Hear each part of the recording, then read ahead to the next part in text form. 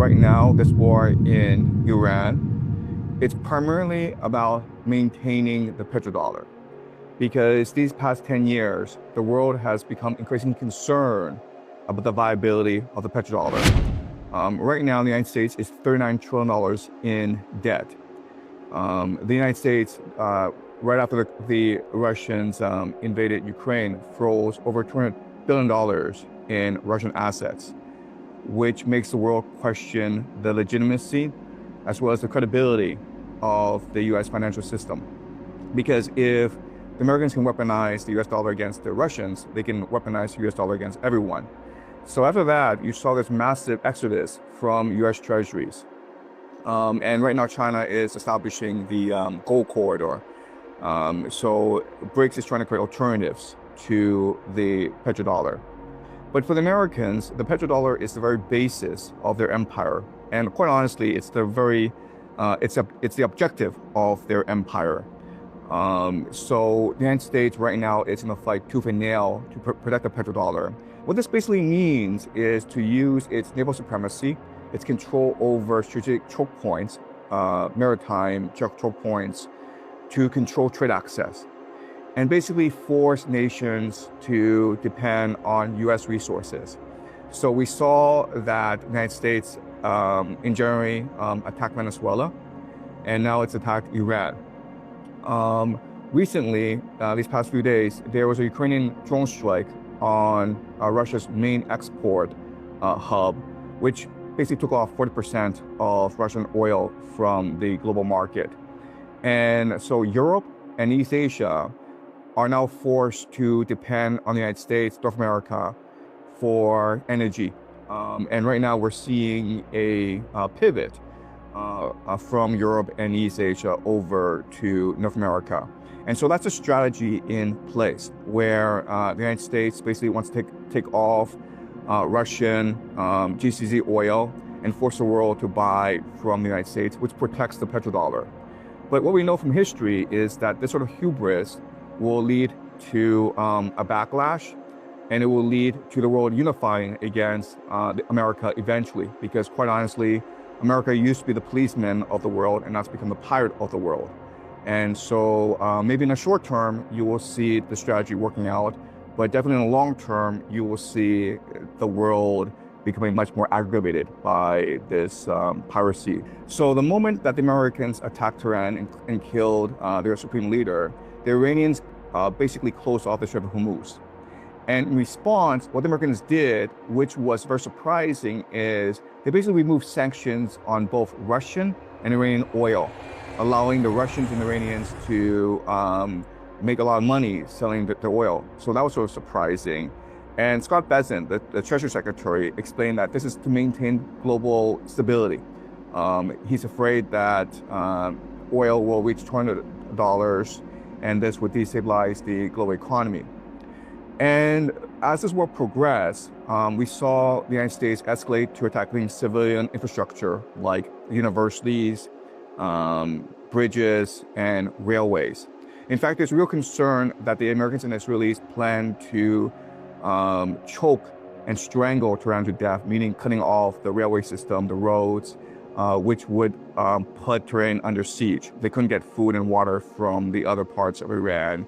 And Tehran, a city of 10 million people, would be in a lot of trouble if that were the case. So what we were seeing was constant escalation. Then last week, we were on the brink because Trump basically declared that if Iran did not open the Strait of Hormuz, then the Americans would bomb Iran back to the Stone Age. And Iran obviously would retaliate by destroying GCC energy infrastructure and the desalination plants. So last Tuesday, we were really on the brink, and it seemed as though we were heading towards World War III. But then Trump did something completely surprising, which is he basically offered an unconditional surrender. Iran had a 10-point plan, which included that Iran would be allowed to enrich uranium. It also included that all economic sanctions against Iran would be lifted. Iran would be given sovereignty over the Strait of Hormuz, and all security guarantees would be applied to both Iran and its proxies, the Houthis, Hezbollah, Hamas. So these were the 10 points that Iran demanded. And the Americans, Donald Trump basically said that this is a workable framework.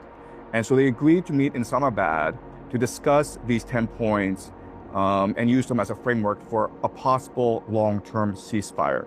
We know that once they reach Islamabad, J.D. Vance, Jared Kushner, and Steve Witkoff basically blew off the Iranians. They were not serious about negotiations. The Americans went in with some goodwill, hoping to reach an agreement, and that's where the Iranians went. But the Americans just basically said, no, we're going to stick to our original demands. And so the negotiations went nowhere. And so now we're back to where we were a week ago. So the big question then is, why would the Americans do this? What's the point of this ceasefire? And so we can only speculate here, okay? So let me try to figure out how Donald Trump thinks, because he's a businessman. And what does he want? Well, his main objective is to maintain American imperial supremacy by maintaining the petrodollar. And that basically means forcing China and Japan and South Korea and Europe to buy energy using the US dollar. That's what the petrodollar literally means. And so maybe the point of this war was to destroy the GCC and Iran's capacity to deliver oil to the world market and force the world to rely on North America, Canada, Mexico, and the United States. Okay, so let's just say that is the main objective. And obviously Trump can't announce this because this would piss off the entire world and unite the entire world against the United States. Well, in order for him to pull this off, he would basically need to gauge China's reaction, because we know that China and Iran are very strong allies. China has invested a great deal in Iranian infrastructure as part of the Belt and Road Initiative. And China buys a lot of oil from Iran. In fact, China buys about 90% of all Iranian oil. So basically, Trump needs to figure out, can I pull this off, and would China agree to buy oil from me? Okay, so he's a negotiator, he's a businessman, he's practical. He's trying to figure out what the pressure points on China are.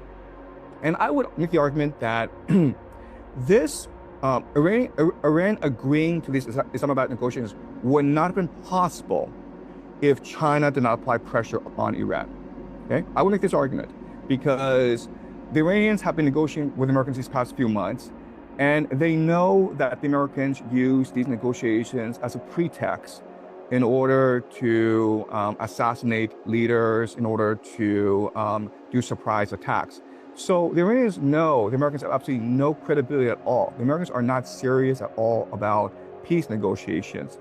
And these past few weeks, the Iranians have been adamant saying, you start this war, we're just protecting our sovereignty, and there's no point in negotiations. Let's just fight this to the bitter end. I think that was the right approach. This is the attitude you must take against bullies. So why is it that the Iranians suddenly had a change of heart and says, fine, let's negotiate in Islamabad? In fact, they sent a pretty high-level delegation to Islamabad, including the foreign minister, to partake in these negotiations, knowing that Israel has a history of assassinating negotiating teams. Okay, so they put their diplomats at tremendous risk. And I think that the only explanation is that right now the Chinese economy is under a lot of strain. China receives about 60% of its oil and energy from the Middle East, including Qatar and Saudi Arabia.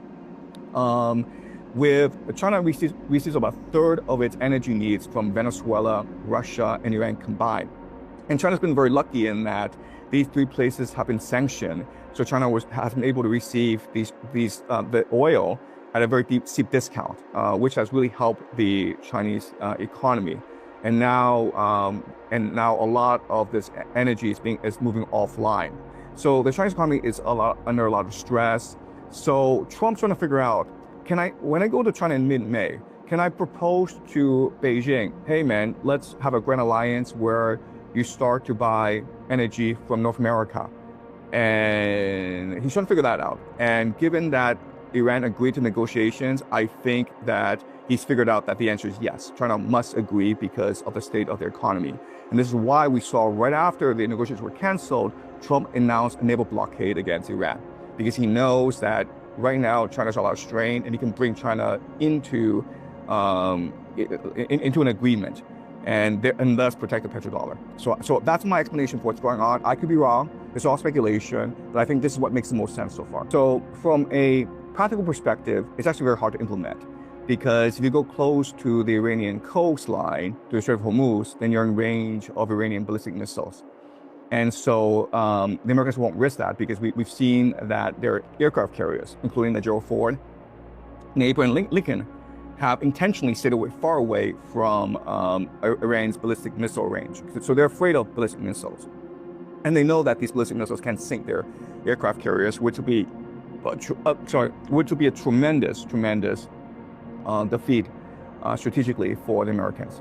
So I think this is a pretext to choke off the Strait of Malacca, right? So there are two major choke points for East Asia to receive oil from the Middle East. The Strait of Hormuz is what Iran controls, and so in response, America plans to choke off the Strait of Malacca, which is right now basically controlled by Indonesia and Malaysia, both of which are American military allies. And these nations have been heavily infiltrated by the CIA. So I think that's the grand strategy, to basically use the Strait of Malacca to choke off East Asia from GCC energy. Right, so what America is mostly interested in is trying to sustain its debt. Right now, America has $39 trillion in debt. That's not a problem as long as nations continue to buy up U.S. treasuries. And we've seen these past few years a movement away from U.S. Treasury and more towards gold. The Chinese especially are moving towards gold. So how do you force East Asia and Europe to continue to buy U.S. Treasuries?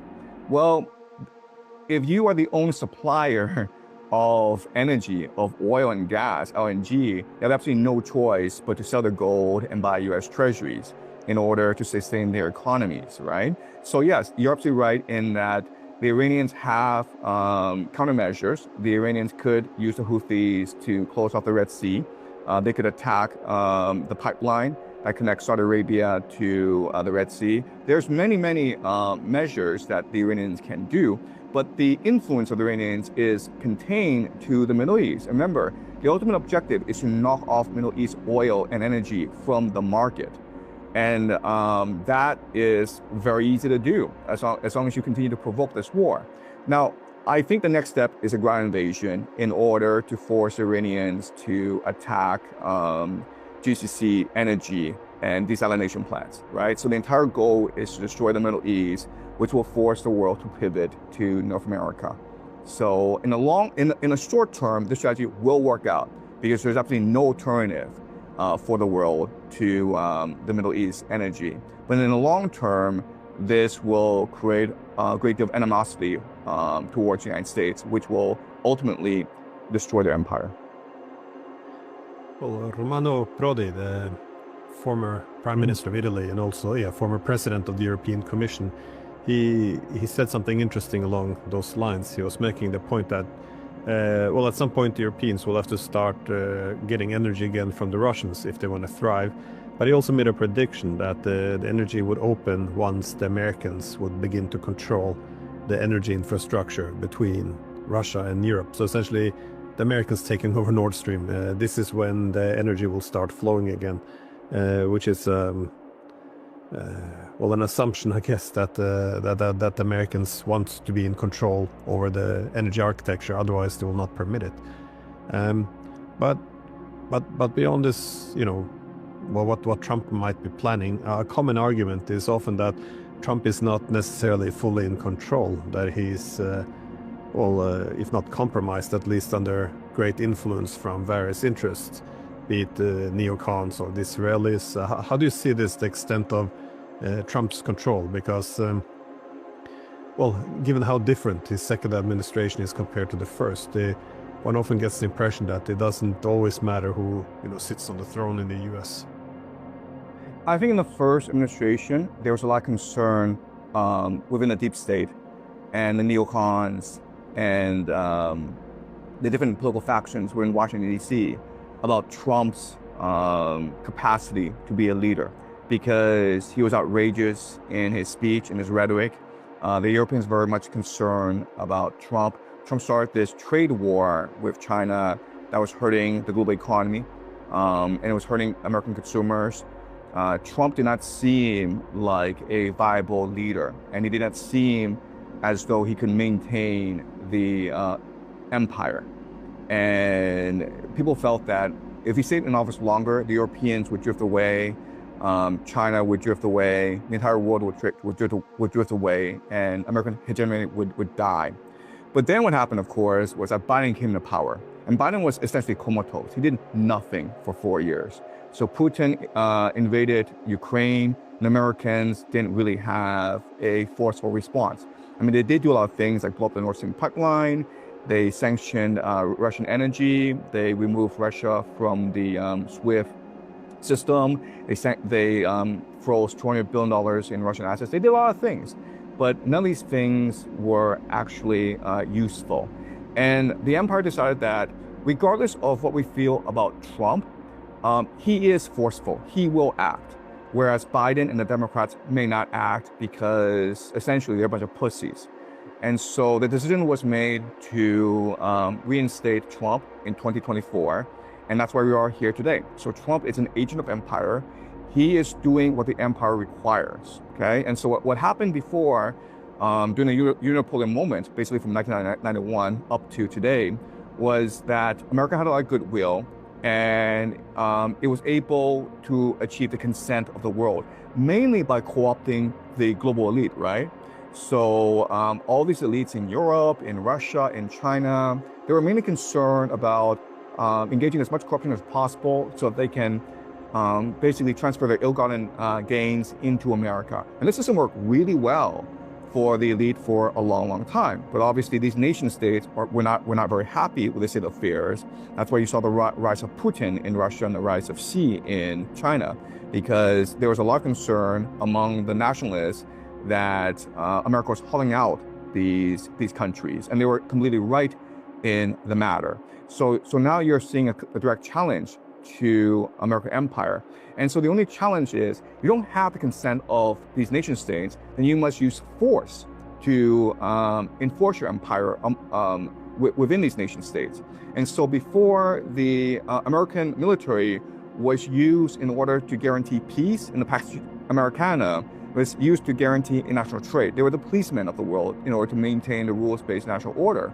And now that Russia and China and other nations are questioning the legitimacy of the rules-based national order, what Trump is doing is he is transforming the military, the American military, from a police force into a pirate force in order to extract tolls from the world. So we are in this situation because Trump's first strategy was to use tariffs on the world, right? To force the Europeans to pay tariffs to the American empire. But the Supreme Court struck that down because they said that the executive branch does not have the authority to enforce tariffs. Only Congress does. So Trump's like, well, you know what? If you won't let me enforce tariffs, and I'll just enforce tolls, okay? I'll make the world pay tolls in order to have trade around the world. And that's why we're seeing the Americans deploy 1/3 of the Navy into the Caribbean to block trade into the Western Hemisphere. That's why we're seeing this war in Iran to block off the world from Middle East energy. And that's why we're seeing right now the U.S. Navy basically boarding Russian Shadow Fleet tankers, basically stealing Shadow Fleet tankers. And we'll see more of this as the months go by. In 2016, when Trump first came into office, he was saying the same things you're saying, which is everyone's taking advantage of us, especially China. So let's impose tariffs and make sure that that it's America first, that America is winning in this trade relationship. But after Trump left office, Biden came in with the Democrats and they institutionalized his policies, okay? So in the first Trump administration, a lot of it was personal, especially his tariff war against China. And then Biden and the Democrats made it institutional. And so we can expect the same process here where maybe Trump leaves office in 2028, the Republicans lose, the Democrats come into office, and they won't change anything. All they're going to do is institutionalize it and make it a long-term sustainable policy, because this is what benefits the American empire. All right, so again, I think we give too much credit to Trump. I think that this is a natural response of empire to its decline. Historically, empires have never gone quietly into the night. They have flailed against the wind, and they have tried to destroy the world as they decline. And so we can see much more hubris. We will see much more thuggery and piracy in America with or without Trump. And so I think we're in a situation because of the limitations of Chinese strategic thinking. So when China built the Belt and Road Initiative, which was proper, which was a good strategy of trying to secure resource independence from the United States, the problem was that when these Chinese ships went to collect commodities from overseas, they were escorted by the US Navy. When they came back, they were escorted by the US Navy. It was the US Navy that guaranteed the protection of Chinese trade. And it never occurred to Chinese policymakers that one day, one of these days, America could be like, why don't we just steal the cargo, you know? Why are we escorting these Chinese ships around the world? Why don't we just steal it? And so it never really occurred to Chinese policymakers of this possibility. And I don't know why this is the case, but we can go into many possibilities. But the reality is that China is now in a lot of trouble, where China has invested $200 billion into the Middle East in infrastructure. China right now imports 50 to 6% of its oil needs from the Middle East. Now that the Strait of Hormuz has been closed off, now that this war is raging in the Middle East, China is in a lot of trouble. And again, this is all has to do with the limitations of Chinese strategic thinking. And so now China is in a lot of trouble. And in the short term, China has absolutely no choice at all, but to agree to Trump's demands, which is that China will become a major purchaser of American LNG. China has absolutely no choice in the matter. Okay, absolutely no choice. There's something China can do. No, in the mid and long term, what's going to happen is that Russia will start to challenge America in the seas. It's going to challenge American maritime naval supremacy. Basically, what Russia's going to do is it's going to arm its shadow fleet. And there's no way that Russia could defeat America militarily in the seas. But America will be forced to fight a war of attrition. And over time, the American Navy will be downgraded. It will be degraded. And it'll be very hard for the American Navy to replenish its lost ships. I think that the goal is to have this war continue for as long as possible. And the reason why is that if there were peace in the Middle East, what would happen is that Russia, Iran, and China would get together and form a trade alliance to counter America's control over the seas. And this trade alliance could extend easily into Europe, into Africa. This is what McKenna calls the heartland thesis, right? Where America and Britain, the way for them to maintain their empire is by controlling maritime navigation. And the great concern is that a power would emerge in Eurasia to unite the heartland and basically negate Anglo-American naval power. And so this war in Iran cannot stop. If it stops, then Russia could achieve its north-south trade corridor, and China could implement its Belt and Road Initiative.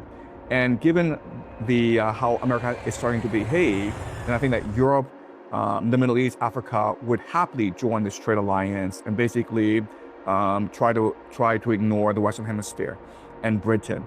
And so there's no way that America will cede Iran and leave Iran alone. It's going to send in ground troops to create as much chaos as possible and try to disrupt the Belt and Road Initiative.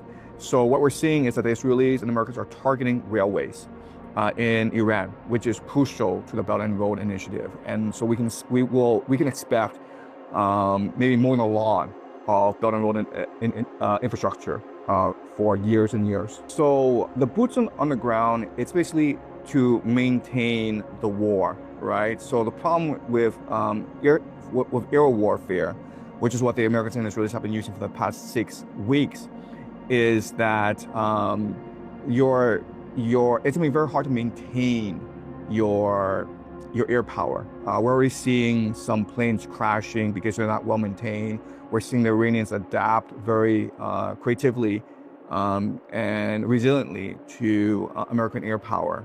So you can only establish air supremacy by having boots on the ground. And so I think the main objective of the boots on the ground is not necessarily to take over Iran. I mean, that's a suicide mission, but it's basically to secure the coastline and try to degrade Iran's air defenses and basically force Iran on the defensive.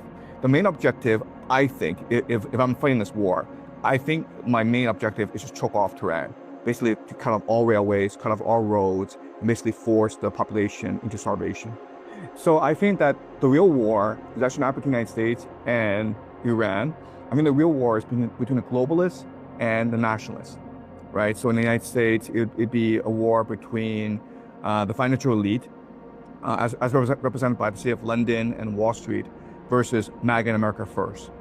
And so what Trump wants to do is basically transition America from an empire into something called a technate, which is the idea of a greater North America, right? So move away from the world and just focus on consolidating greater North America, taking over Canada, taking over Greenland, taking over Mexico, taking over Cuba, Venezuela, Colombia, Honduras, Nicaragua. Okay, so these countries that Trump has been pissing off for the past few months. Okay, but the grand vision is to transition America into greater North America and become a continental fortress that sells resources to the rest of the world, because the rest of the world is at war and is in desperate need of both fertilizer and energy. And so Trump really sees NATO as part of the deep state, as part of the globalist class. And so he's using this war as a pretext to sever relations with NATO. Basically, Trump would be perfectly happy if NATO were to go into Ukraine and be absolutely massacred by the Russians. That would solve a major headache of his.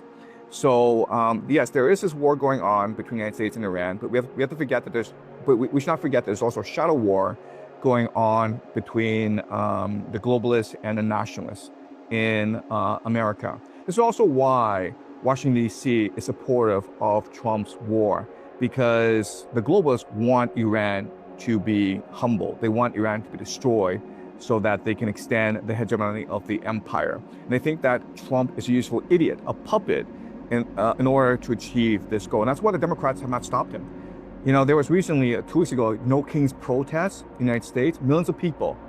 And like, you were allowed to say no kings, but you were not allowed to say no war, right? You would think like that people would be much more governized by an anti-war settlement than they are by like an anti-tyrant settlement. But during the protests, which were organized by Democratic lobby groups, which were very pro-Zionist, you were not allowed to voice any anti-war settlement. So it just goes to show you that all of Washington, D.C. is fully behind this war. And they think that Trump will be the scapegoat. That even if this war goes badly, Trump will be the one that takes all the blame. The Republicans will be wiped out in the midterms, and then Democrats can steamroll back in office in 2028. And then they can implement a globalist agenda and destroy MAGA once and for all. So right now, the United States' main adversary is not China.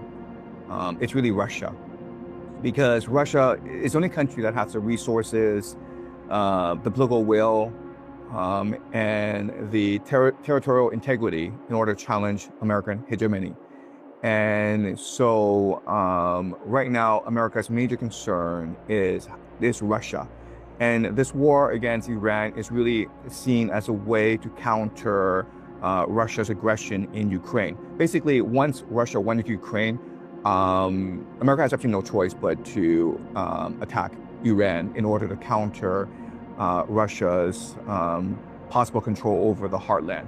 And so this is going to be the defining struggle for the world for the next 20 years, not between the United States and China, but between Russia and America.